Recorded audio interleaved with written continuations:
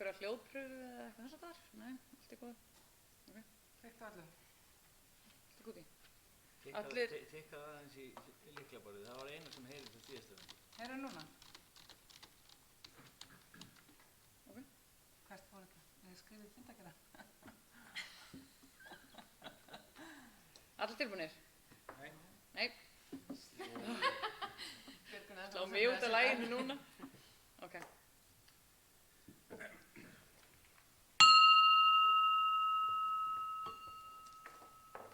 Fundur bæjarstjórnar Sveitarfélagsins Hornafjarðar númer 268 settur í Svavasafni. Ásgerður Kristín Gylfadóttir, Björgvin Óskar Sigurjónsson, Kristján S. Guðnason, Páll Róbert Matthíasson, Bryndís Björk Hólmarsdóttir, Sæmundur Helgason, Matthildur Ásmundardóttir. Starfsmaður fundarins er Bryndís Bjarnason og tæknimaðurinn okkar er hann Tjörfi Óskarsson. Ég heiti Erla Þórhallsdóttir. Dagskrá fundarins í dag er í 26 liðum. 4 fundagerðir bæjarráðs, fundagerð bæjarstjórnar númer 267 og 21 almennt mál. Hefjum þá dagskrá. Fyrsti liður á dagskrá er fundagerð bæjarráðs Hornafjarðar númer 922. Orðið er laust til þessari fundagerð. Óskar enginn eftir að taka til máls. Svo ég ber það fundagerð bæjarráðs undir atkvæði fundarins og bið þá sem samþykkja hana að gefa mér merki. Samþykkt með 7 atkvæðum. Annar liður á dagskrá er fundagerð bæjarráðs 923 og orðið er laust hana. Ásgerður, gjörðu svo vel.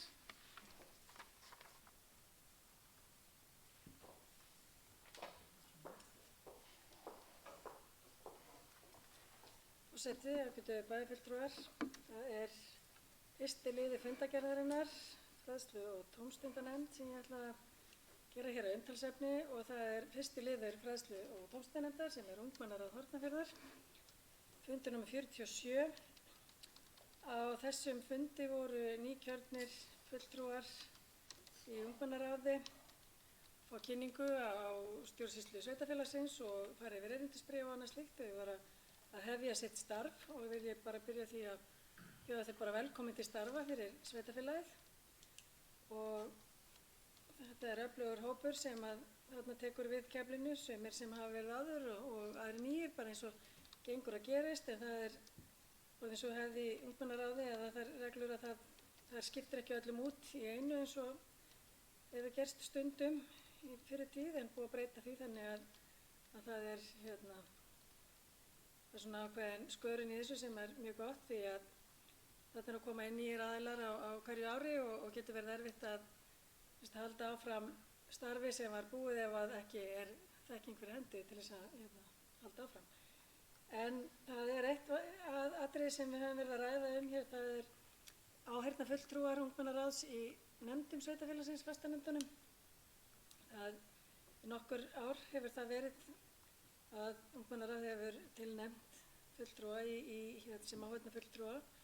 Það hefur verið aðeins undanfarið minni mæting hjá þessum aðilum og hefur það verið til umræðu hjá bæjarráði að skoða kjörin, að greiða þessum einstaklingum fyrir setu funda. Þau eru að taka sér tíma til þess að sitja með okkur og eðlilegt að þau fái umbun fyrir það og það er í vinnslu og bara ég vona því að við getum startað því bara strax í byrjun næsta árs og það myndi gilda frá 1. janúar þegar við förum inn í það að þau fái umbun fyrir þessa setu því að þetta er okkur mjög mikils virði að hafa þessa krakka með okkur í nefndunum og þannig að þau gefa þetta bara nýja sýn á málum þar sem að við aðeins eldri sitjum.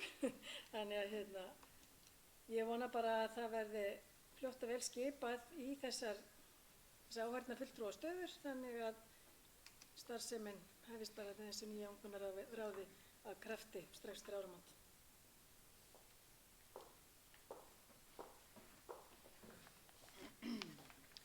Þakka þér fyrir þetta, Ásgerður. Er fleiri sem vilja taka til máls til þessari fundargerð? Nei, ég ber þá fundargerð númer 923 undir atkvæði fundarins og bið þá sem að eru því samþykkt að gefa mér merki. Takk. Samþykkt með 7 atkvæðum. Þriðja mál á dagskrá er fundargerð bæjarráðs númer 924. Orðið er laust þá fundargerð.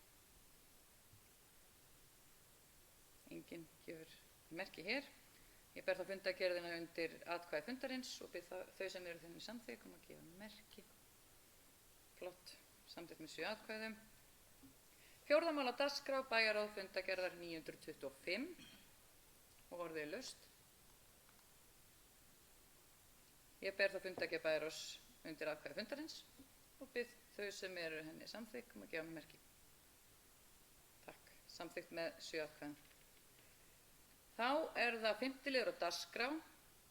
Þar er lögð fram til kynningar fundargerð bæjarstjórnar nr. 267. Orðið er laust þá fundargerð. Ég ber þá hana undir atkvæði fundarins og bið ykkur að gefa mér merki ef henni samþykk.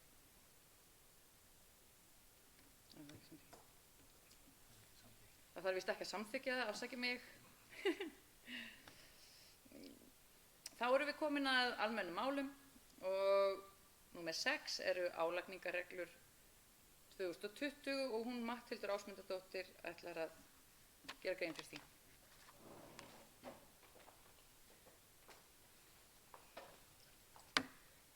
Forseti, ágætu bæjarfulltrúar, ég ætla að fylgja eftir álagningarreglum 2020 en þær breytingar urðu milli umræðna að það var tekin ákvörðun að lækka vatnsgjald ásamt því að það var hækkun á gjaldskrá sorphirðu og sorpeyðingu að ræða og gjaldskrá sorpstöðvar. Annað hefst óbreytt á milli ára. Útsvarið er 14,52%, fasteignaskattur á íbúðarhúsnæði 0,45% af fasteignamati,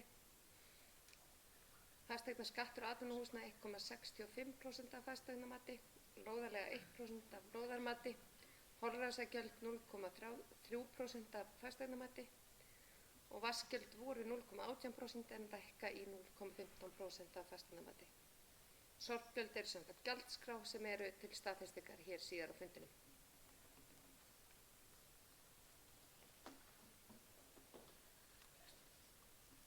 Takk fyrir þetta. Matthildur.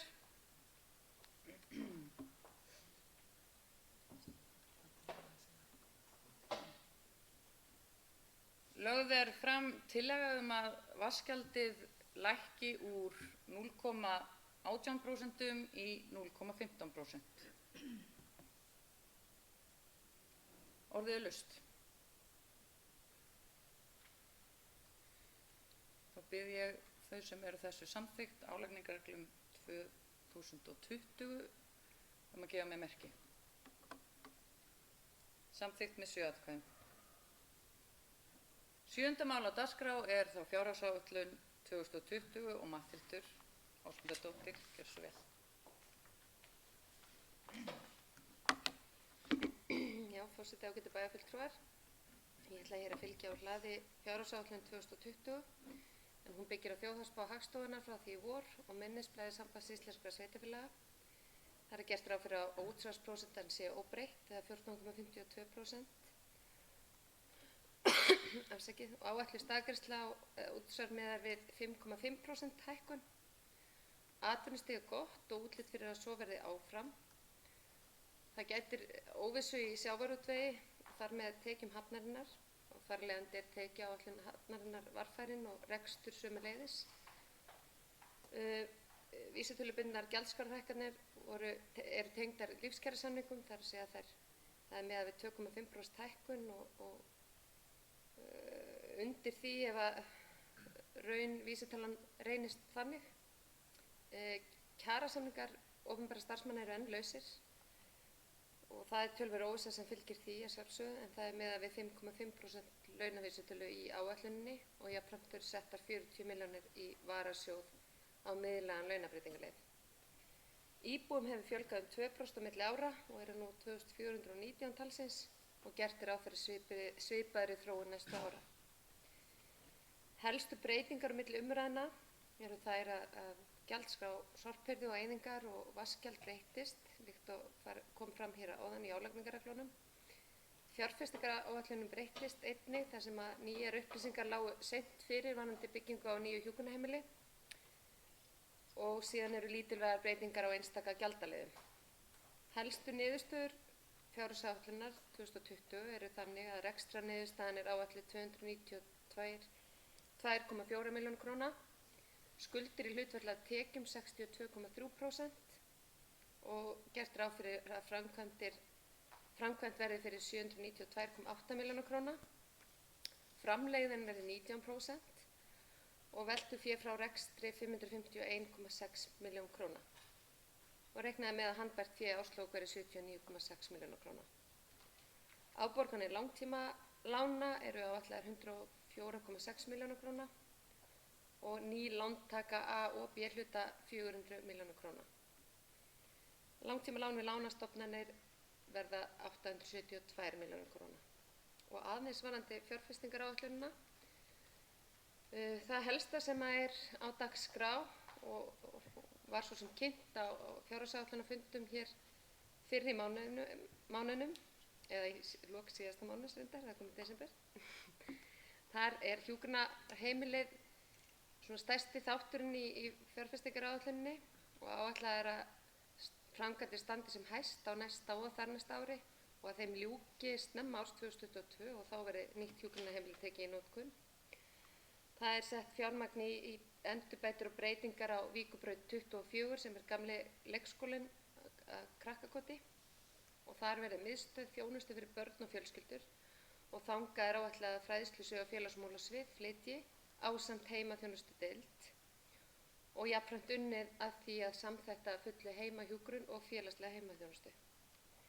Hönnunin vinnst vel þessar mundir og þetta eru metnaðarfullar breytingar sem miða að áherslum félagsmálaráðherra að snemmtækri íhlutun í þágu barna og starfsfólk er afar sátt við þessa þróun og breytingar.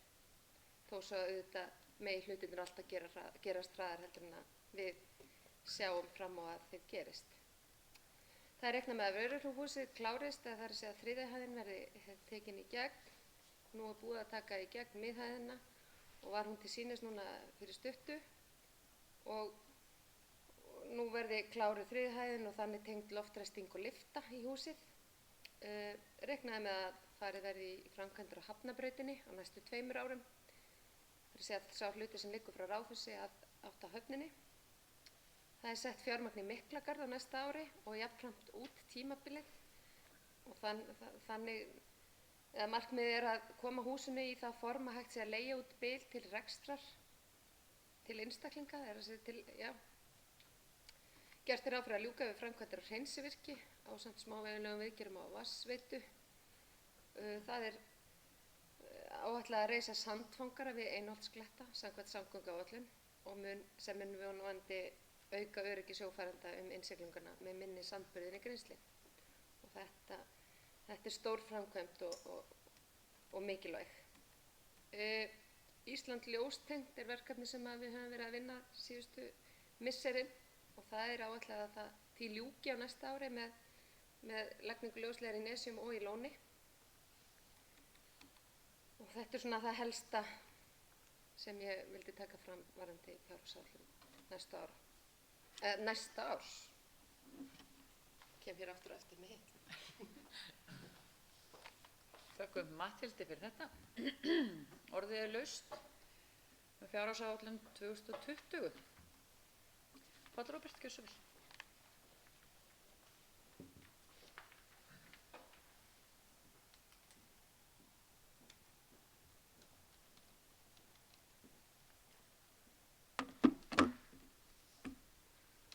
Forseti og ágættu bæjarfulltrúar. Já, við erum að fjalla hérna fjárhagsáætlun fyrir árið 2020 og sú vinna hefur farið fram núna alveg síðan byrjaði í september einhvern tímann að raða þessu saman og við erum margoft fjallað þetta í bæjarráði og víðar og það er ánægjulegt að horfa á þessa framkvæmdaáætlun sem að fylgir þessu skjali. Það er náttúrulega þannig að við getum alltaf deilt forgangsröðun verkefna.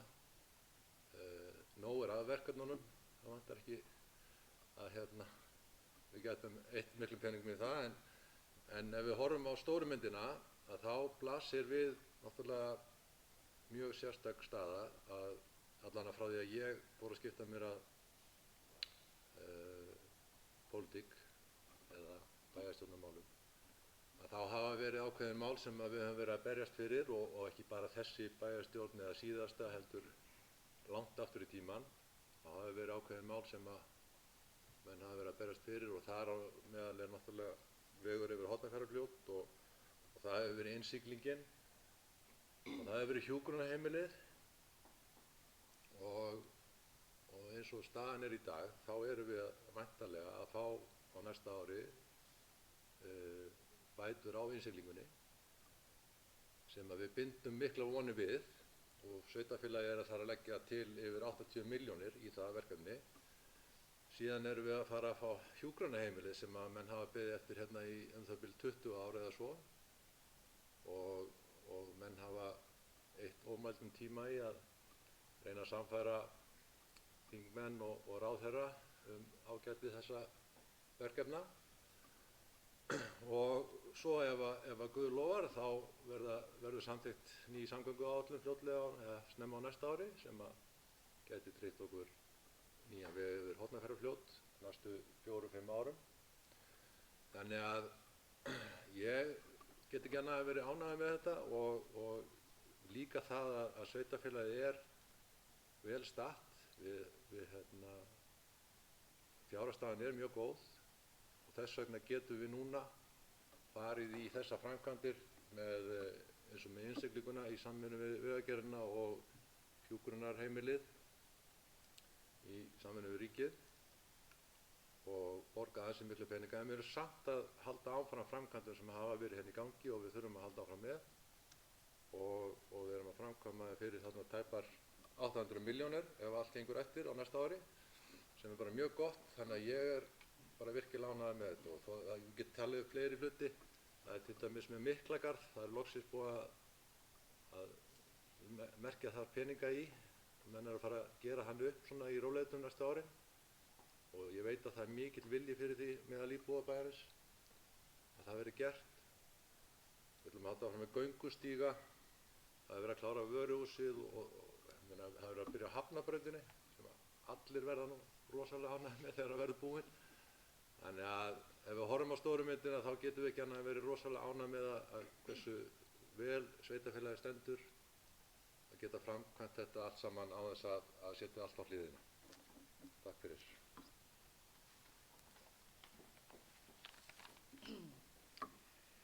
Þökkum Páli Róberti fyrir þetta.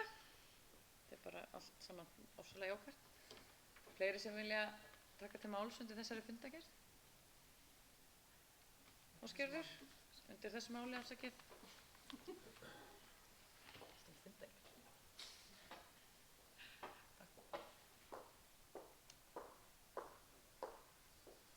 Forseti, ágætu bæjarfulltrúar. Já, þetta er ánægjuleg stund, ég verð bara að segja það. Og eins og Páll Róbert kom inn á, þá er rekstur sveitarfélagsins í föstum skorðum. Það hafa verið núna á árinu að koma inn 2 ný stöðugildi sem að koma vegna stjórnsýslu úttektar sem gerð var, að við erum komið með mannauðsstjóra og síðan er nýráðinn umhverfisfulltrúi, nýtekinn til starfa. Þannig að þarna erum við að bæta upp í hluti þar sem að kannski vantaði aðeins á og síðan hefur orðið á árinu breyting á skipulagi á starfsemi tómstundamála sem að vonandi mun skila okkur meiri stöðuleika í þann málaflokk. Þannig það sem að stöðugildið í rauninni dekkar allt árið en ekki bara veturinn eins og hefur verið. Og reyndar hefur sú tilraun verið gerð áður en það hefur bara verið mikið mannaskipti í þessum málaflokki þannig að það er vonandi að þessi breyting samt gefa okkur stöðuleika núna til næstu ára. Aðrar breytingar á rekstri sem að maður sér fyrir að það eru þetta að flutningur á starfsemi félagsfræðslu og fræðslusviðsins á Víkurbraut 24. Það eru mjög spennandi breytingar í farvatninu og við berum mikla væntingar til þeirra breytinga. Það tengist líka fjárfestingaáætluninni að það er Víkurbraut 24 sem er mikli peningar sem að væntanlega þær breytingar munu kosta. Það er ennþá verið að vinna það fyrir okkur þannig að við erum ekki alveg komin með endanlegar krónur og aurar og auðvitað erum við það náttúrulega aldrei fyrir en að það verki loki en við kannski sjáum fram á það að þetta muni taka svolítinn pening en það sem það mun gefa okkur að bætta aðstöðu fyrir þessa málaflokka, fyrir málefni fatlaðra, fyrir heimaþjónustudeildina og það að geta sameinað þessa vinnu varðandi börn og fjölskyldur bara öll á sama stað er mjög bara spennandi þróun og gefur okkur örugglega mun meira heldur en við gerum okkur grein fyrir í dag. Rekstur sveitarfélagsins mun breytast eitthvað vegna þessara breytinga. Það mun losna íbúð á Silfubraut og það er náttúrulega líka þá bara spurning hvort að við tökum ákvörðun það þegar að það gerist að selja en íbúð af eignum sveitarfélagsins eða hvort að við leigjum hana út eða þá okkur aðra í staðinn. Það er alveg tækifæri þar. Leiga á Kirkjubraut þar sem að málefni fatlaðra hafa verið til húsa, hún dettur út og það mun rýmka til hérna í Ráðhúsinu þannig að þegar ákveðina sumir flytjast yfir á Víkurbraut en hér hefur búið að vera í rauninni fólk í öllum hornum síðustu vikurnar allavega. Þannig að það er ýmislegt sem þetta hefur áhrif á. Önnur fyrirsjáanleg breyting á árinu 2020 er á rekstri heilbrigðisþjónustu og það náttúrulega hefur verið í fundagerðum bæjarráðs og til umræðu hér á síðasta fundi bæjarstjórnar að það verður breyting á því að heilsugæsla og sjúkraflutningar muni fara yfir til Heilbrigðisstofnunar Suðurlands en sveitarfélagið heldur áfram öðrum rekstri, allavega það planið er þannig og það verður að vinna að því að heimahjúkrun sameinist þá að bara fullu leyti heimaþjónustudeildinni og verði til húsa að Víkurbraut 24 með öðrum sem þar starfa. Þannig að þetta eru hlutir sem að koma til með að þetta hafa áhrif hjá okkur og við vitum það að þessi málaflokkur, heilbrigðismálin, hafa verið mjög erfið í rekstri síðastliðið ár og það gefur okkur ástæðu til þess að fylgjast mjög vel með þeim rekstri og sjá hvernig fram vindur en það er bara því miður staðreynd að daggjöldin frá ríkinu hafa verið í uppnámi allt síðastliðið ár sem er algjörlega óviðunandi og maður er náttúrulega búin að halda í ára að það hljóti að fara að verða komið samningur þessi daggjöld en hann er ekki ennþá komið þannig að maður verður að verða ansi svartsýnn í þessu öllu saman en vonandi þá verður þegar að samningur kemur og þá verður gert upp árið 2019 sem að er náttúrulega bara alveg hræðilegt í þessum málum. En framkvæmdaáætlunin fyrir næsta ár og svo 3 ára áætlunin hún ber sterka sýn á fjölskyldu og velferðarmál og eins og Páll Róbert kom inn á þá bara loksins eftir baráttu í rúman áratug þá verður hafist handa við byggingu hjúkrunarheimilis sem bylta mun aðstöðu íbúa og starfsmanna til betri vegar. Þannig að næstu 2 árin verða áherslu ári því máli og því langþráða verkefni. Víkurbraut 24 mun að sama skapi verða bylting í bættri aðstöðu fyrir málefni fatlaðs fólks, fyrir heimaþjónustudeildina og fræðslusvið. Og vonandi förum við að sjá þann bolta rúlla hraða núna með hækkandi sól, þeim málaflokki til heilla. Eins og kom fram í tölu bæjarstjóra hér áður að þá náttúrulega stefnum við að ljúka framkvæmdum við 3. hæðina á Vöruhúsi og undirbúa að ljúka endurbótum á Sindrabæ sem er ekki síður stórt skref og það eru margar framkvæmdir undir og miklar og þeir sem undan mér hafa talað hérna hafa nú komið inn á það og það er einmitt eins og Páll Róbert kom inn á, það er ánægilegt að geta verið að tikka í þessi box sem við erum búin að vera berjast fyrir heila bara síðan allavega þá hefur fljótavegurinn og það hefur Grímslinn og hjúkrunarheimili hafa verið fastir liðir síðan ég kom inn í bæjarstjórn árið 2010 og mun lengur þannig að Þetta er bara mjög ánægilegt en maður hefur líka lært það að það er ekki hægt að tikka í boxi fyrir en að það er líka við búið sko að framkvæma hlutin. Þannig að við getum sagt að með við erum komið með allavega annað strikið sko. Þannig að hreyfingin er komin. Þannig að við sem mjög ánægilegt. Aðra framkvæmdir taka til sín fé og sem er kannski minna heldur en þessir málaflokkar en þeir munu bæta samfélagið okkar engu að síður. Og ég hef undirbúið bókun sem að ég ætla að fá að lesa upp og býð bara bæjarstjórn að gera það sinni. Og hún hljómar þannig ef bæjarfulltrúar allir eru tilbúnir til þess að taka undir hana, annars náttúrulega bara í nafni þeirra sem að kjósa með henni.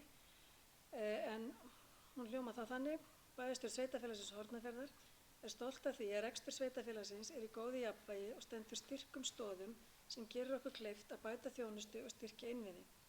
Framkvæmdaáætlun fjárhagsáætlunar 2020 miðar að bættum aðbúnaði og vinnuaðstæðum í velferðarmálum. Þjónustuþegar og starfsmenn í málefnum aldraðra, fatlaðra og barna munu merkja þann mikinn og langþráðan mun sem mun verða til fyrirmyndar. Haldið verður áfram með verkefni í skólahúsnæði sveitarfélagsins í Vöruhúsi og undirbúnar áframhaldandi endurbætur í Sindrabæ á næstu árum. Auk þessara verkefna eru fjölmörg önnur verkefni á áætlun sem taka til sín minna fé en bæta innviði samfélagsins okkar og styrkja. Þannig að ég legg hér til að bæjarstjórn geri bókunina sinni.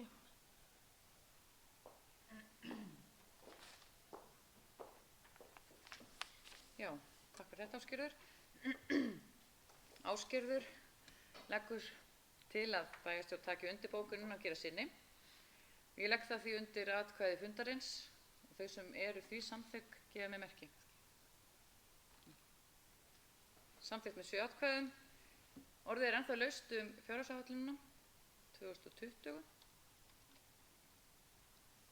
Það er enginn sem gefur merki, þannig ég bið, Ásgerður, getur svo. Forseta getur bæjarfulltrúa, ég gleymdi náttúrulega því sem ég ætlaði að byrja og þakka starfsmönnum, bæjarfulltrúum og bæjarstjóra fyrir bara góða samvinnu við gera þessar fjárhagsáætlunar og þetta hefur verið bara búið að rúlla fram og tilbaka þessum skjölum og maður er hálfruglaður af því hvað snýr upp og hvað snýr niður í þessu eins og venjan er á þessum tíma en allir hafa unnið bara vel saman og að heilindum og bara þakka það. Þekkar sjálfsögðu undir orð Ásgerðar, takk fyrir þetta. Orðið er ennþá laust, fjárhagsáætlun 2020. Enginn gefur merki, en ég bið þau sem eru henni samþykk að gefa mig merki.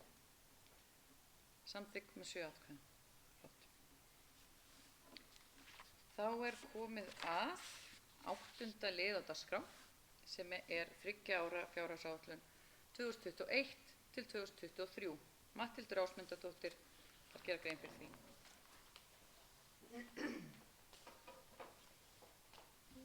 Forseti, bæjarfulltrúar. Ég ætla að fylgja úr hlaðið 3 ára áætlun. Til að byrja með langar mig að vekja athygli á því að í 3 ára áætlun eru áætlaðar rekstrartekjur á föstu verðlagi og miðast við áætlun 2020 og meðan aðrir liðir taka mið af áætlaðri þróun verðlags. Því er alltaf svolítið skekkja í 3 ára áætluninni. Við stefnum að því að breyta þessu verklagi á næsta ári og áætla tekjurnar þannig að þær taki mið af þeim breytingum sem er að vænta í fjármálaumhverfi sveitarfélaga. Það tókst ekki þessu sinni en það er ágætt að við erum endað að þróa verklagið ár frá ári. Rekstrarniðurstaða í 3 ára áætlun er á svipuðum nótum og í ár, þar að segja er rekstrarniðurstaðan frá 282 milljónum króna í 253 milljónum króna. Gert er ráð fyrir að helstu fjárfestingar fjárhæðir verði 762 milljónum króna árið 2021, 496 milljónum króna árið 2022 og 628 milljónum króna árið 2023. Og helstu fjárfestingar eru fráveituframkvæmdir, áfangi 3 og 4, endurbætur á Sindrabæ, nýtt íþróttahús, framkvæmdir við grunnskólann til að bæta úr húsnæði við Kátakot þar sem lengd viðvera er og fleiri framkvæmdir sem að koma til. Eins þær sem að nefndar voru hér áðan, framkvæmdir við Víkurbraut 24, hjúkrunarheimili, Hafnabraut, þetta teygist líka yfir á fleiri en 1 ár. Gert ráð fyrir lántöku að upp að 300 milljónir króna árið 2021, 100 milljónir króna árið 2022 og 200 milljónir króna árið 2023 til að fjármagna þær framkvæmdir sem áætlaðar eru. Og afborganir langtímalána verði rúmlega 100 milljónir króna á ári út tímabilið. Að lokum vil ég segja að þessi vinna hefur verið skemmtileg og krefjandi. Það lærist ýmislegt með því að taka þátt í vinnunni í annað sinn. Mest hefur að sjálfsögðu mætt á fjármálastjórunum okkar og sviðstjórum og vil ég nota tækifæri til að þakka þeim fyrir vinnuna ásamt auðvitað bæjarfulltrúum og öðrum starfsmönnum fyrir þessa góðu vinnu. Þess má geta að það engin hagræðingarkrafa sett á einstaka stofnanir eins og ríkið gerir nú þessari myndir, þannig að við getum verið stolt af því þar sem reksturinn góður. Og við höfum meira að segja bætt við mönnun hjá sveitarfélaginu. Ásgeir kom aðeins inn á ráðningu manns og gæðastjóra. Það sú ráðning gefur stjórnendum betri stuðning og bætir fagleg vinnubrögð tengt mannauðsmálunum og það vel. Einnig var samþykkt að ráða umhverfisfulltrúa sem hjálpar okkur að koma til skila þeim miklu áherslum sem við viljum koma til skila varðandi umhverfismálin. Og síðan var samþykkt að setja fjármagn í gerð heildstæðra stefnumótunar fyrir sveitarfélagið með innleiðingu heimsmarkmiða að leiðarljósi. Og sú stefna mun liggja fyrir á vormánuðum og hún mun auðvitað hjálpa okkur í fjárhagsáætluninni næstu ára. Hlakka ég mikið til þess. Þannig að ég læt þessu lokið hér. Þakka fyrir þetta, Matthildur. Orðið laust. Sæmundur, gjörðu svo vel.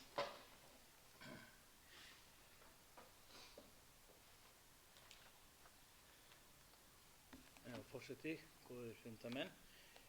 Já, ég ætla bara að fá að tala hér undir báðum þessum málum sem voru hér undan og þakka fyrir góða vinnu við þessa fjárhagsáætlun og svo þessa 3 ára áætlun. Þetta auðvitað búin að vera skemmtileg og góð vinna sem er búin að eiga sér stað og við erum búin að vera svona mestu leyti mjög sammála og þetta hefur gengið bara ágætlega. Og ég tek heils hugar undir bókunina sem við vorum að bóka hér áðan. En ég starfa, fyrir utan það að vera í pólitíkinni, starfa ég einu sem kennari og var í vikunni að ræða fjármálalæsi við nemendur mína. Og þá eitt sem að ég ætla að fá að nefna hér og kannski nefna við bara þá sem að hlusta. Og ég með eina ósk varðandi áætlanagerðir okkar og það að efla fjármálalæsi. Og ég með eina, ég hef nefnt þetta áður en það ein einföld aðgerð sem ég óska eftir að við kannski gerum eða bætum ef það hægt að koma því við. Það að setja þegar við erum með að leggja gjöld og setja frá okkur reikninga að við segjum eins og til dæmis þegar ég er skráður í mat sem starfsmaður sveitarfélagsins og fæ mjög fínan mat og fyrir ákveðna upphæð. En ég veit að hins vegar að maturinn kostar mun meira að því hann er niðurgreiddur. Sömuleiðis með leikskólagjald að það kostar, við sem erum notendur erum kannski að borga 10 eða 15% af gjaldinu. Og þá ég með óskum þetta að til þess að efla fjármálalæsi okkar allra að við getum fengið að sjá þetta þegar við erum að borga gjöldin, hver hlutdeildin í heildarupphæð. Að á gjalddaseðlinum þá sjái ég er að borga 1000 krónur en raunverulega kostnaðurinn 2000 eða hvernig það mætti vera. Svipað eins og þegar maður kaupir lyf, ef þið þekkið það. Þannig að ég hef nefnt þetta áður en mér langar að þetta er svona ósk sem ég hef varðandi að við horfum til þess til framtíðar að geta bætt þetta. En ég ætla að endurtaka þakkir til starfsmanna allra fyrir góða vinnu og okkar allra. Og já, það var þessi eina ósk sem ég hef hafði til framtíðina. Takk. Takk fyrir þetta, Sæmundur. Orðið er enn laust um þetta mál. Ekki fleiri sem ætla að taka til máls. Þá ber ég 3 ára fjárhagsáætlun 2021-2023 undir atkvæði fundarins og bið þau sem eru henni samþykk að gefa mér merkingu.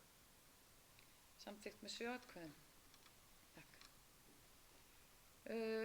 9. liður á dagskrá er gjaldskrá söfnunarstöð og hún Matthildur ætlar að tala meira það. Takk.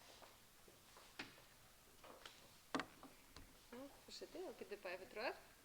Hér er verið að leggja til hækkun á gjaldskrá í samræmi við þær vísitöluhækkanir sem hafa orðið á samningi Íslenska gámafélagsins sorpmál. Jafnframt er gjaldskrá ein leið í því að ná markmiði sveitarfélagsins að því að minnka magn sorp sem fer til urðunar. Við höfum sett okkur metnaðarfullt markmið þar þess efnis og viljum auðvitað gera betur með því að draga úr urðun. Og þetta er ein leið. Jafnframt verður gripið til frekari aðgerða á næsta ári og næstu árum og meðal annars er ein af þeim leiðum að sækja aðild að festu samfélagsábyrgð sem hefur áður verið fjallað hér á þessum vettvangi og gera í samráði við þau loftslagsyfirlýsingu fyrir sveitarfélagi með samstarfi þess við fyrirtæki á svæðinu. Og ég kom aðeins inn á ráðningu umhverfisfulltrúa og hún hefur einnig það hlutverk að rýna þennan málaflokk eins vel og hægt er, allt með það að markmiði að draga úr sorpi sem fer til urðunar og þar af leiðandi losun gróðurhúsalofttegunda. Fundarhlé. Slökta. Sett okkur, gerum fundarhlé. Gerum fundarhlé.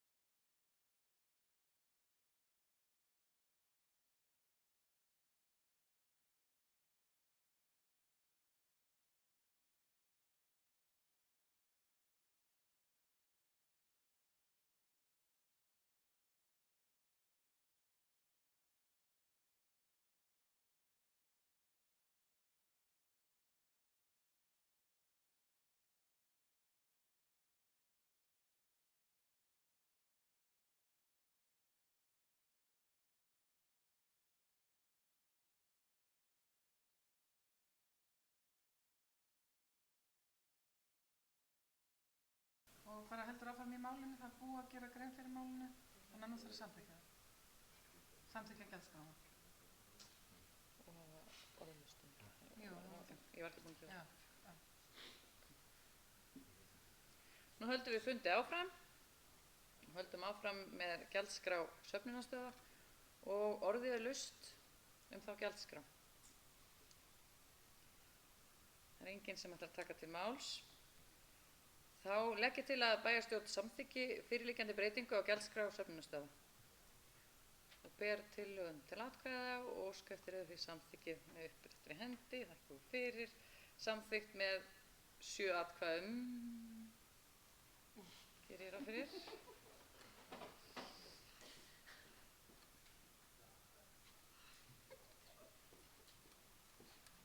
Afsakið þetta. Samþykkt með 7 atkvæðum. 10. mál á dagskrá.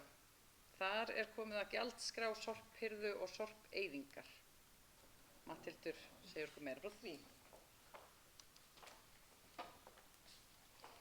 Já, bæjarfulltrúar, ágæti forseti. Þetta er á svipuðum nótum og gjaldskrá söfnunarstöð. Hér er verið að leggja til hækkun á gjaldskráni í samræmi við vísitöluhækkun á samningi sorpmál. Málaflokkurinn er kostnaðarsamur en samkvæmt lögum mega sveitarfélög ekki greiða með málaflokknum. Það vantar töluvert upp á að það náist og Næsta ár verður því nýtt til ýmissa breytinga og þróunar í málaflokknum sem miði að því að ná betri böndum utan um málaflokkin í heild. Þetta er ein leið til þess, þar að segja þessi vísitöluhækkun.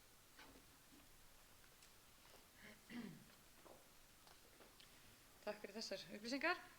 Orðið er laust um þessa gjaldskrá. Það er enginn að taka til máls. Þá legg ég til að bæjarstjórn samþykki fyrirliggjandi breytingu á gjaldskrá, sorphirðu og sorpeyðingar. Við ykkur að gefa mig merki því samþykkt. Samþykkt með 7 atkvæðum. Þá er það 11. liður á dagskrá, gjaldskrá og reglur gagnavitu. Gjörðu svo vel, Matthildur. Það er spurning hvort að maður fari bara að standa hérna milli atriða. Bæjarfulltrúar og forseti, ég ætla að leggja hér fram gjaldskrá og reglur gagnaveitu. Sveitarfélagið hefur starfrækt gagnaveitu í nokkur ár og nú er gagnaveitan að stækka töluvert með ljósleiðaravæðingu í dreifbýlinu. Og til þess að gera reksturinn gagnsærri og markvissari þarf að greina hann og gerð þessarar gjaldskráir og reglna er ein leið í þá átt. Nú fara nýja notendur að tínast inn á kerfið og því þarf gjaldskráin að vera til staðar. Hefði svo sem átt verið til staðar fyrr. En við erum svona að reyna að þróa þessa starfsemi í rétta átt.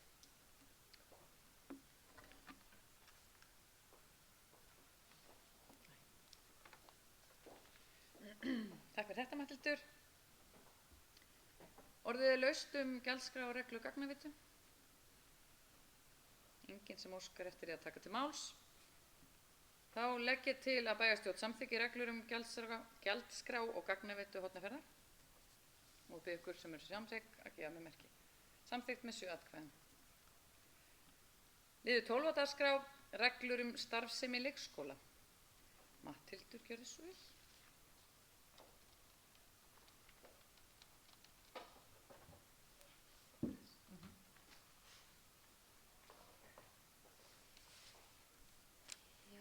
Hér eru lagðar fram reglur um starfsemi leikskóla og helstu breytingar á reglunum eru þær að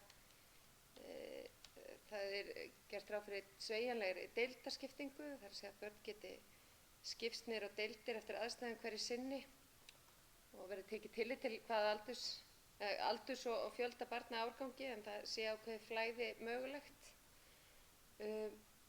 Og einnig sem tekið tillit til fjölda starfsmanna og plássi á deildum.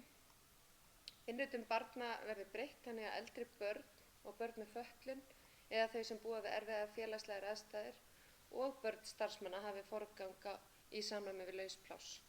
Þetta er svona aðeins bara smávægilega breytingar en þörf á að halda betur utan um málaflokkinn með þessum hætti.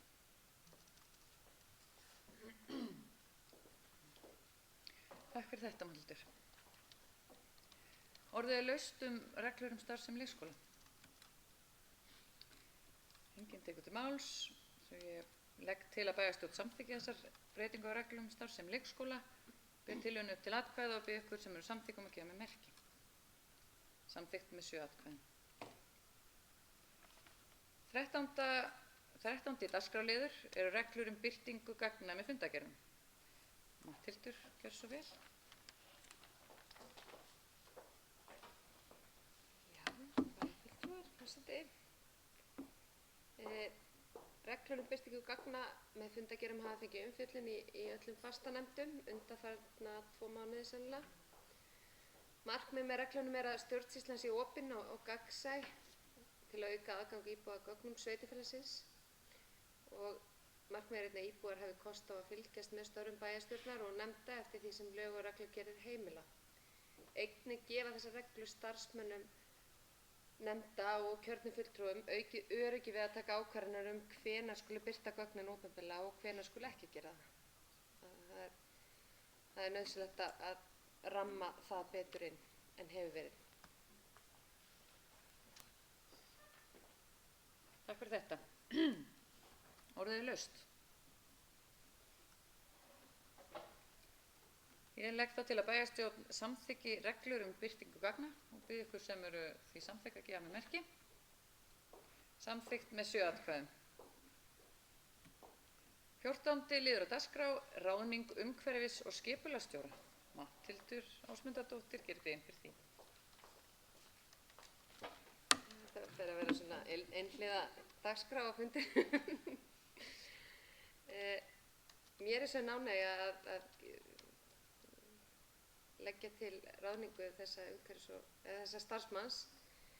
En starf umhverfis- og skipulagsstjóra var auglýst laust til umsóknar 10. október 2019 og var umsóknarfresturinn 4. nóvember síðastliðinn.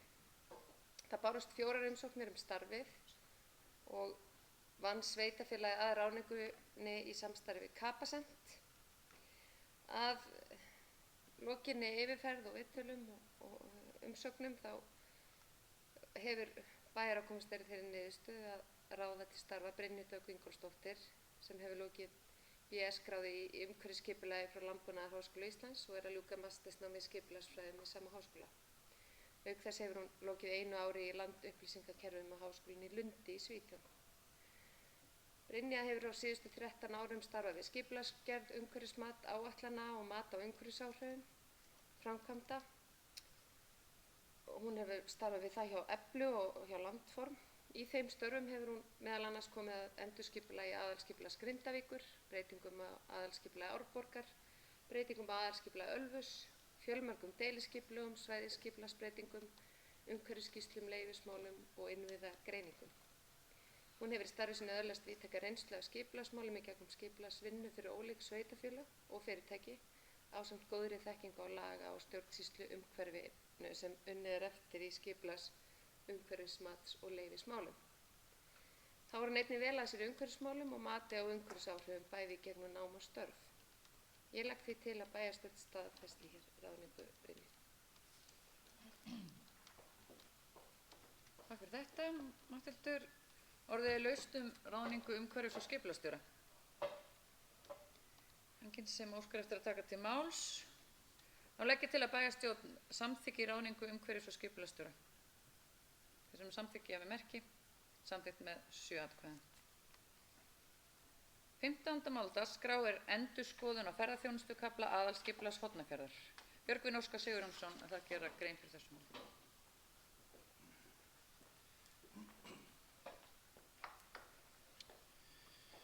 Forseti, góðir fundarmenn. Markmið með endurskoðun á ferðaþjónustukafla aðalskipulagsins er að fara yfir skilmála ferðaþjónustu með nýja forsendur og viðmið í huga. Einnig er markmiðið að skilgreina hvers konar þjónustu og í hve ríkum mæli á að heimila hana utan skilgreindra þjónustusvæða. Þar er bæði horft til uppbyggingar sem tengist beint ferðaþjónustu sem og annar þjónustu sem sé uppsetningu fjarskiptamastra, upplýsingagjöf og fleira. Það er vilji til að bregðast við þeim mikla fjölda ferðafólks sem sækir sveitarfélagið heim og styrkja ákveðin svæði þar sem umferð er mest, samhliða því að efla ný svæði. Ég legg til að bæjarstjórn samþykki að vísa aðalskipulagstillögunni í lögformlegt ferli.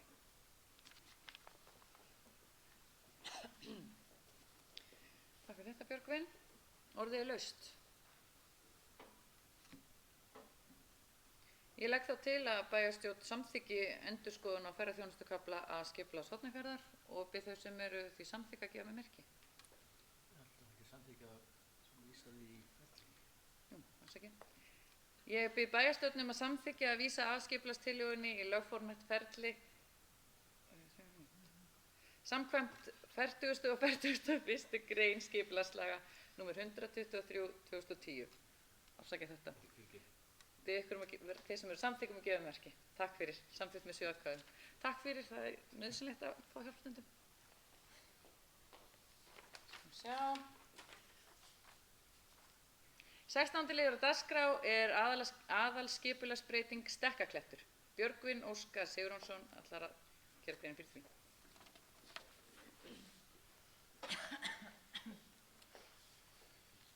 Forseti, ágætu bæjarfulltrúar. Hér er óverulega breytingu á aðalskipulagi að ræða. Breytingin felur í sér meðal annars að heimiluð sé föst búseta að Stekkakletti ásamt frekari uppbyggingu tengda kvikmyndagerð. Ég legg til að bæjarstjórn samþykki að vísa óverulegri breytingu á aðalskipulagi í lögformlegt ferli.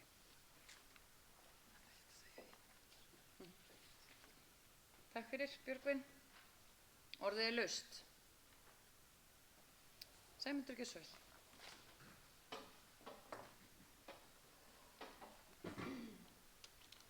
Forseti, góðir fundarmenn. Já, ég ætla að fá að leggja fram bókun og þar sem ég ítreka bókun minnihluta skipulagsnefndar og bæjarstjórnar, minnihluta bæjarstjórnar frá 22. ágúst síðastliðnum sem segir að minnihlutin getur ekki tekið undir að óverulega breytingu á aðalskipulagi sé að ræða og telur fyrirhugaða breytingar þurfa að fara í gegnum skipulagsferli aðal- og deiliskipulags. Takk fyrir þetta, Sæmundur. Orðið er ennþá laust þessa aðalskipulagsbreytingu. Einhver sem vil taka til máls? Nei. Þá legg ég til að bæjarstjórn samþykki að vísa óverulegri breytingu á aðalskipulagi í lögformlegt ferli samkvæmt 2. málsgrein 36. grein skipulagslaga. Þeir sem eru því samþykk, íslensk gefumerki. Samþykkt með 4 atkvæðum. Þeir sem eru á móti, 3 á móti.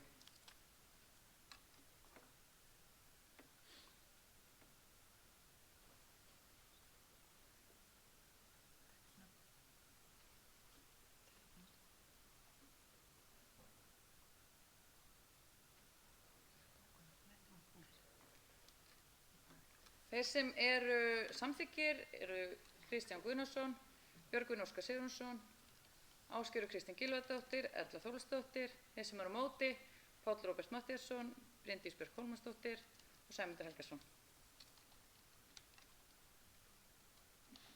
Þá er komið að næsta lið sem er liður 17, aðalskipulagsbreyting, þétting byggðar á Höfn. Björgvin Óskar greinir frá því.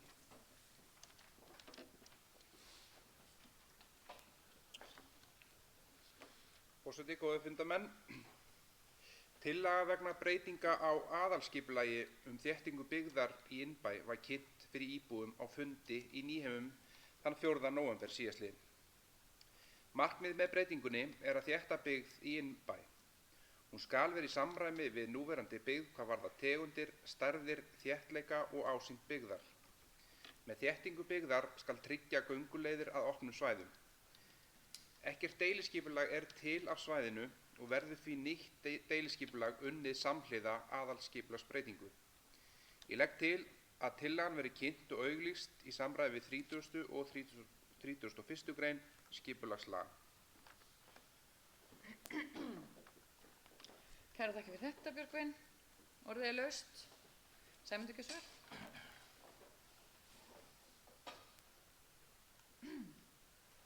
Forseti og góðir fundarmenn. Já, ég vil fá að leggja fram bókun sem er svona 3. framboði bókar og leggur til að falli verði frá þessum skipulagshugmyndum í þeirri mynd sem þær eru lagðar fram vegna andstöðu íbúa. Andstaðan hefur meðal annars komið fram á íbúafundi sem haldinn var á máli 4. nóvember síðastliðinn í gegnum fjölda athugasemda frá grennd og minnihluta skipulagsnefndar. Þeim athugasemdum hefur ekki verið svarað nægilega vel í framlagðri hugmynd. Og 3. framboði bendir á að betra væri að fara í skipulagsvinnu á svæði merkt IB5 í aðalskipulagi. Þetta svona hljóðar bókurinn. Mér langar aðeins að ræða þetta því að fyrir mér þá er þetta ekki bara spurning að ef við erum að þessi andmæli varðandi þessa vegferð. Því að mér finnst fleira hanga á spýtunni sem ég kannski hefur ekki komið áður fram. Það er að með við erum að gera í þessu þá erum við ekki að tala að flytja í skipulagsvinnu varðandi að færa þjóðvegi í þéttbýli. Þá erum við ekki að tryggja íbúðar uppbyggingu til lengri tíma séð heldur en kannski bara rúmt ár að lóðum ef að útlutast jafnmargar lóður og hefur gert undanfarna. Þannig að mér finnst þetta skammsýn vegferð sem við erum á með þessari aðalskipulagsbreytingu og hefði viljað, eins og ég nefni í bókunni, fara í horfa til lengri vegar. Takk fyrir þetta Sæmundur. Fleiri sem að vilja taka til máls undir þessu lið? Já, Matthildur, gjör svo vel.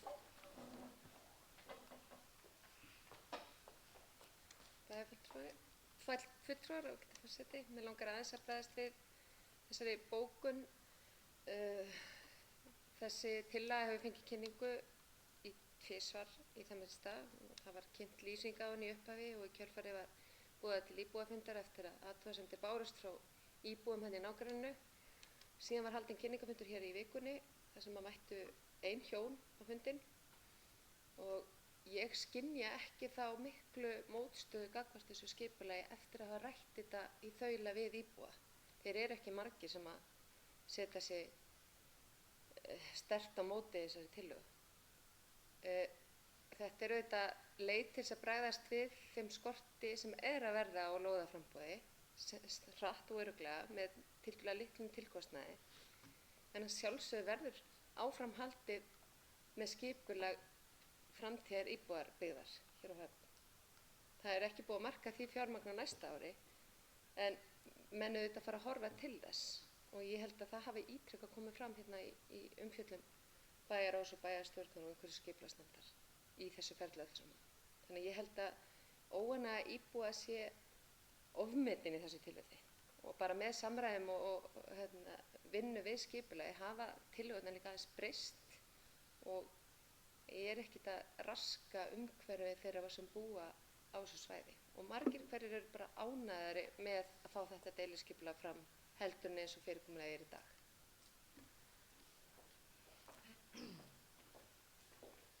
Já, takk fyrir þetta, Matthildur.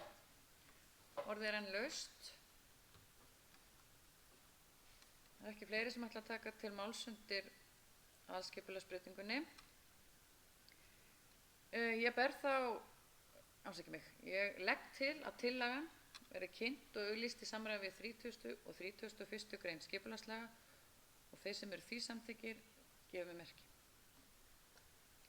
Samþykkt með 6 atkvæðum og á móti situr hjá, Sæmundur situr hjá. 18. liður á dagskrá er deiliskipulag þétting byggðar innbæ. Björgvin Óskar greinir frá.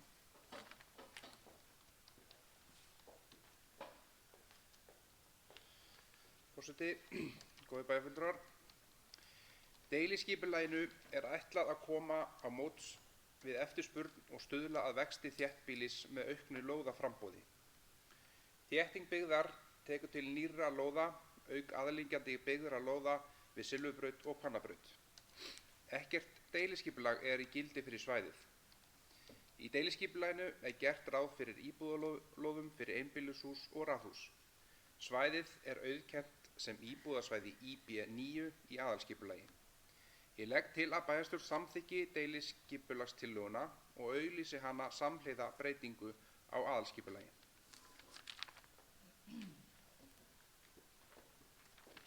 Kærar þakkir fyrir þetta, Björgvin. Orðið er laust. Það er enginn að taka til máls. Þá legg ég til að bæjarstjórn samþykki deiliskipulagstillöguna og auglýsi hana samhliða breytingu á skipulagi. Þau sem eru því samþykk, vinsamlegast gefa mér merki. Samþykkt með 6 atkvæðum, Sæmundur situr hjá. Liður 19 á dagskrá deiliskipulag Hafnarnes. Við ætlum aftur að fá Björgvin Óskar til okkar.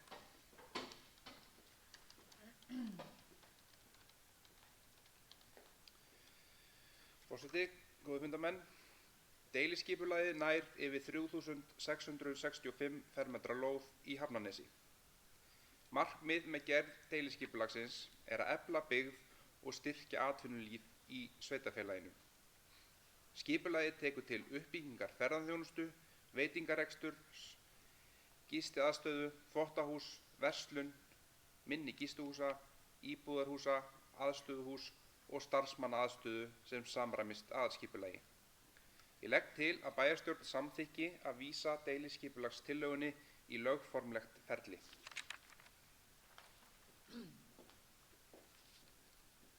Takk fyrir þetta, Björgvin. Orðið er laust. Það er Ætlar enginn að taka til máls undir þessu deiliskipulagi.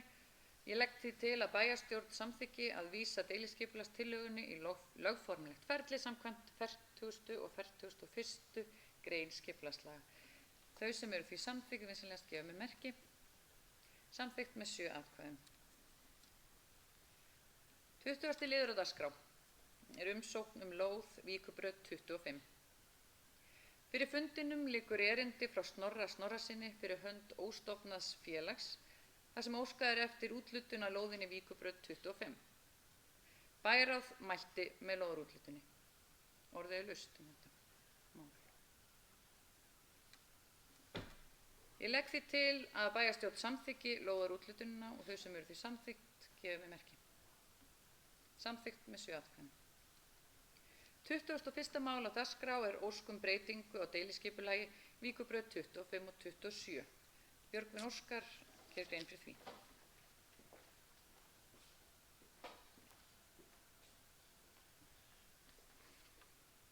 Forseti, ágætu bæjarfulltrúar. Óveruleg breyting á deiliskipulagi við HSSA var kynnt fyrir grennd. Breytingin felst í því að byggingarreitur Víkurbrautar 25 og 27 er sameinaður í einn. Engar athugasemdir bárust. Ég legg til að bæjarstjórn samþykki óverulega breytingu á deiliskipulagi HSSA og vísi því í lögformlegt ferli.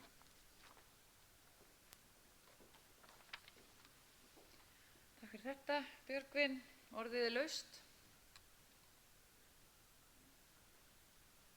Ég legg því til að bæjarstjórn samþykki óverulega breytingu á deiliskipulagi HSSA og vísi því í lögformlegt ferli.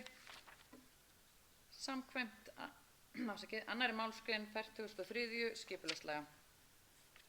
Ég ber það fram til samþykkis, afsakið mig. Þeir sem eru því samþykk vinsamlegast gefa mér merki. Samþykkt með 7 atkvæðum. 20. og annað mál framkvæmdaleyfi Varnargarður út í Einholtskletta. Björgvin Óskar Gissur.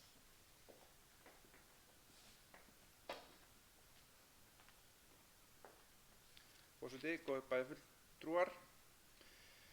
Er að ræða framkvæmdaleyfi vegna varnargarðs frá Suðurfjörutanga út í Einholtskletta. Talið er að varnargarðurinn muni hafa jákvæð áhrif á sandburð í Grynnslin og tryggja öryggi í innsiglingu Hornafjarðar. Varnargarðurinn er 150 metra langur. Fyllingarefni í varnargarðinn verður að hluta til unnið úr núverandi varnargörðum á Suðurfjörutanga. Ég legg til að bæjarstjórn samþykki framkvæmdaleyfið með eftirfarandi bókun. Bæjarstjórn telur framkvæmdina falla í flokk C samkvæmt viðauka 1 í lögum mat á umhverfisáhrifum nr. 106 frá árinu 2000 og telur því að vinna þurfi breytingu á aðalskipulagi Hornafjarðar 2012 til 2030 vegna efnistöku í námi E49 við Skinney í samræmi við 2. málsgrein 36. greinar skipulagslaga. Bókun lýkur.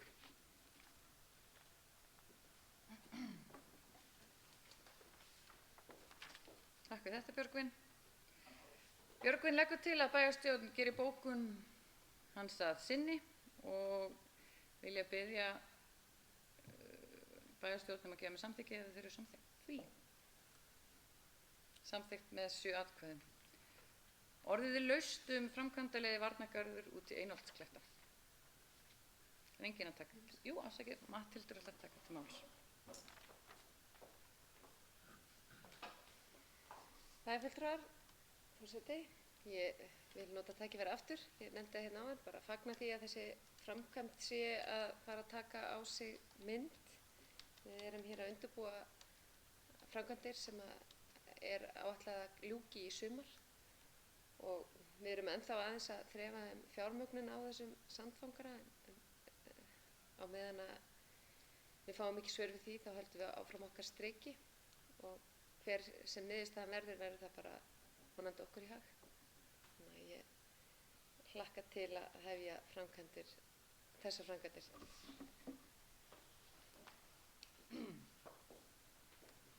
Takk fyrir þetta, Matthildur. Orðið er enn laust. engin óskar eftir að taka til máls, þá legg ég til að bæjarstjórn samþykki framkvæmdaleyfið og þeir sem eru því samþykki gefa mér merki um það. Samþykkt með 7 atkvæðum. Liður 23. Óskum breytingu á stærð lóðar Hagatún 6. Fyrir fundinum liggur erindi frá Gunnari Frey Valgeirssyni þar sem hann óskar eftir breytingu á stærð lóðar við Hagatún 6. Bæjarráð samþykkti breytingu að lóðmörkunum og orðið laust. Þessa breytingu. Þá legg ég til að bæjarstjórn samþykki breytingu á stærð lóðar við Hagatún 6 og bið ykkur um að gefa mér merki ef þið eru því samþykk. Samþykkt með 7 atkvæðum. 24. mál á dagskrá er Ránarslóð 6, kvöð lóð. Sigurður Jón Skúlason, eigandi og lóðarhafi Ránarslóðar 6, fastanúmer F2181135, landnúmer L159907. Samþykkir að veita eigendum á Ránarslóð 8 leyfi til að klæða bílskúr sem liggur við og inn á lóð Ránarslóðar 6. Orðið laust þetta. Ég legg til að bæjarstjórn staðfesti beiðni lóðarhafa að Ránarslóð 6 og 8. Þau sem eru því samþykkt gefa mér merki. Samþykkt með 7 atkvæðum. Þá er komið að 25. máli á dagskrá og það eru kosningar í nefndir og það verður breyting á óska eftir breytingu á nefndarmönnum í öldungaráði og Ásgerður Kristín Gylfadóttir verði aðalmaður í stað Sigurlaugar Gissurardóttir. Þau sem eru því samþykkt vinsamlegast gefa mér merki. Samþykkt með 7 atkvæðum. Þá er komið að 27. og síðasta mál á dagskrá sem er skýrsla bæjarstjóra. Matthildur, gjörðu svo vel.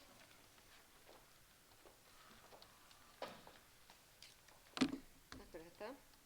Fulltrúar, forseti.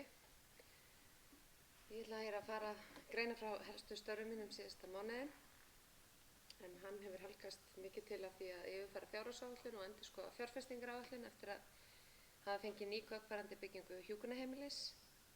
Bygging hjúkrunarheimilis hefur farið hægara stað en búist var við og því færist framkvæmdaáætlunin til í áætlunargerðinni.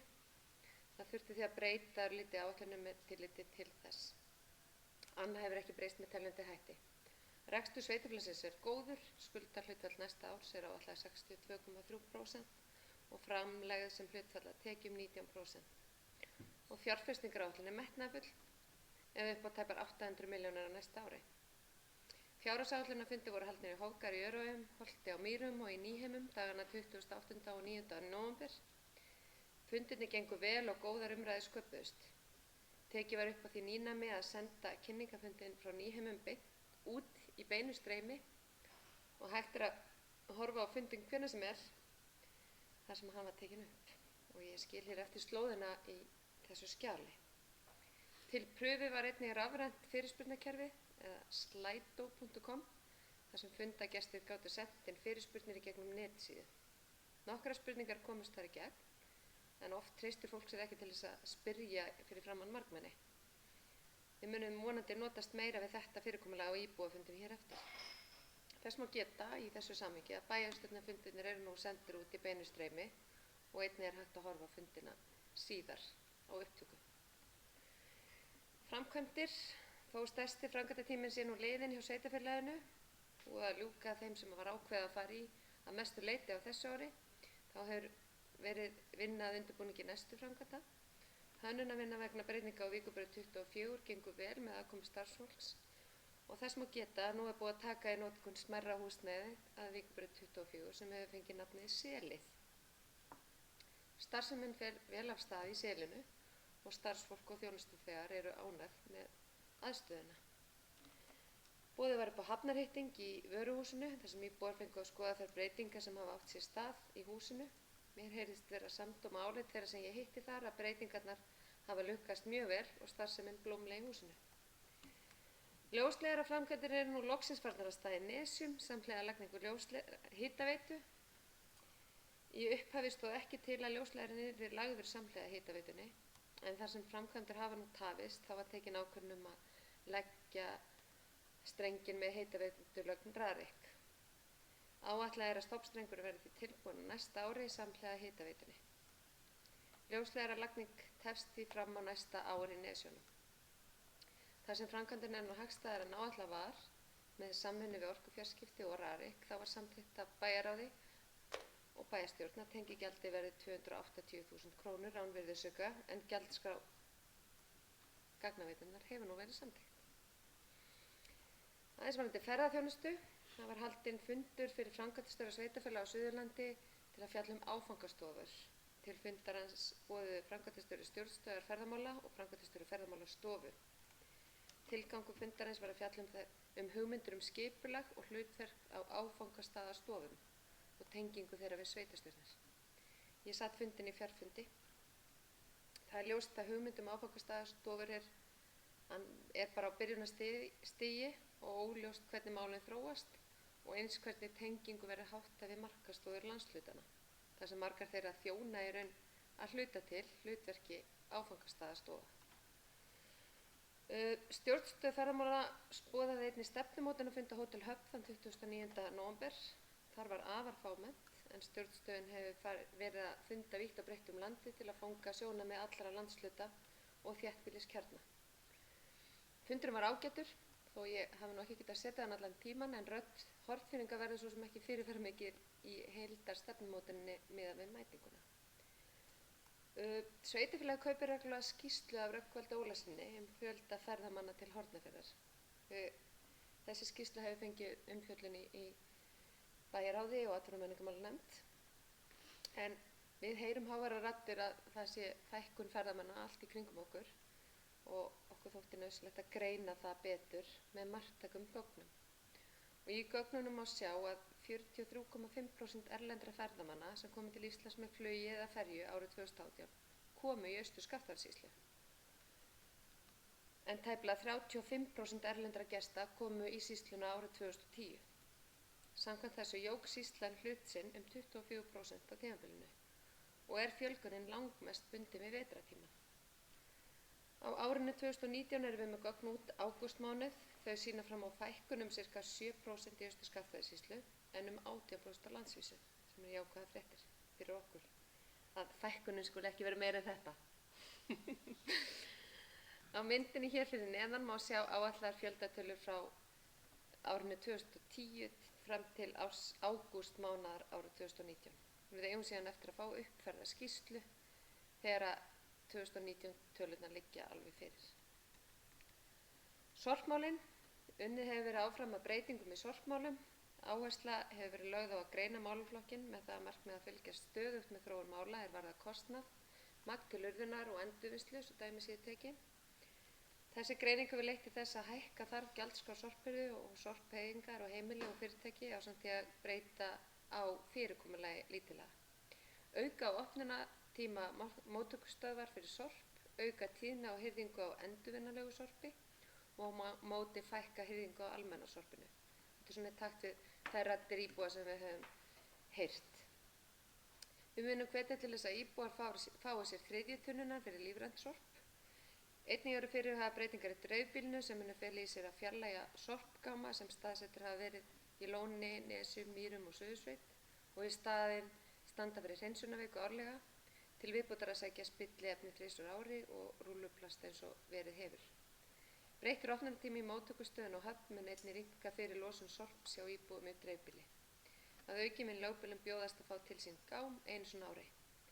Þessar breytingar verða kynntar betur fyrir íbúum þegar þær liggja alveg fyrir.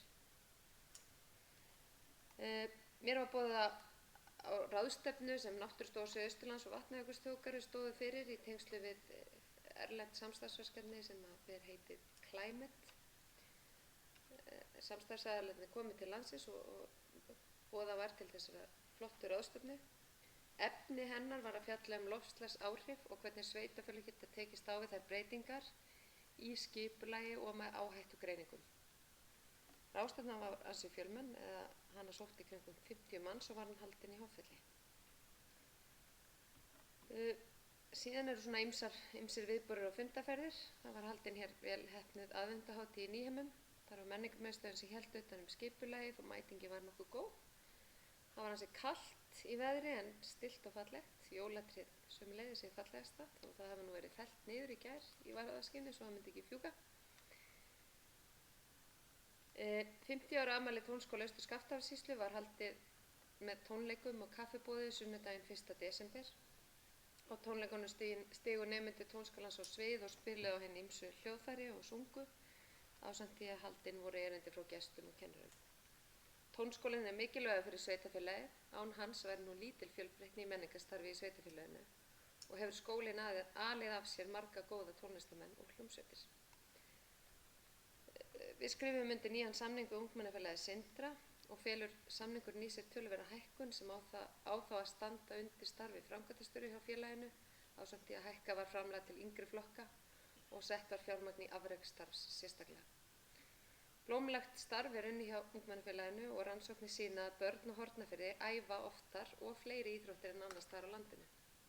En þess má geta að skipulagt íþrótta- og tómstundastarf er lykilþáttur í að draga úr eða koma í veg fyrir notkun vímuefna. Það er því mikilvægt að styðja vel við starf ungmennafélagana. Ég sótti húsnæðisþing sem var haldið í Reykjavík og var með boðið að vera með erindi þar húsnæðismál á landsbyggðinni. Fór ég þar yfir stöðun á Hornafirði og hvað hefur verið gert til þess að hvetja til húsbygginga í sveitarfélaginu og þær áskoranir sem landsbyggðin stendur frammi fyrir í húsnæðismálum. Þingið var mjög metnaðarfullt og ýmsar nýjungar notaðar í fyrirkomulagi fyrirlestra og rýni á þeim. Hægt er að horfa á upptökur af þinginu á heimasíðu Íbúðalánasjóðs og hér fyrir neðan er slóðin á erindi mitt sem ég hélt þar. Í þessari Reykjavíkurferð fór ég á fund ásamt Reyni Arnarsyni, formanni hafnarstjórnar með vegamálastjóra vegna fjármögnunar á sandfangara við Einholtskletta. Í samgönguáætlun er lagt upp með skiptinguna 60% úr ríkissjóði og 40% frá sveitarfélaginu en hafnarstjórn mótmælir þeirri skiptingu þar sem sjóvörn er að ræða og þar leiðandi ætti fjármögnun að vera að stærra hluta frá ríkissjóði. Engin niðurstaða fékkst í málið en Vegagerðin mun skoða málið í heild sinni og senda okkur niðurstöðu þess efnis. Síðan sett ég samráðsfund rekstur og heilbrigðisþjónustu á Hornafirði en eins og fram hefur komið verða breytingar á samningum rekstur og heilbrigðisþjónustu á Hornafirði. Það stendur til að heilsugæsla muni færast undir HSU á Selfossi en verið er að semja að sveitarfélagið haldi áfram rekstri hjúkrunar og dvalarrýmum og dagdvöl aldraðra og sami verður að sjúkrarýmin og heimahjúkrun verði einnig undir rekstrinum. Stjórnendur HSU ásamt fulltrúa frá ráðuneytinu sitja í samráðshópnum ásamt mér og Guðrúnu Döddu Ásmundardóttur framkvæmdastjóra.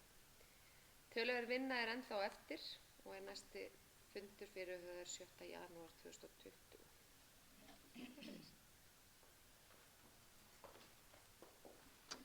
Já, þakka Matthildi kærlega fyrir þetta. En þá er dagskrá fundarins tæmd. Mér langar til að nýta það tækifærið og þakka fyrir samvinnuna á árinu sem hefur verið mjög skemmtileg og lærdómsrík og mér langar auk þess að óska öllum gleðilegra jóla og farsæls nýs árs. En nú fresta ég fundi á meðan fundargerð verður lesin yfir.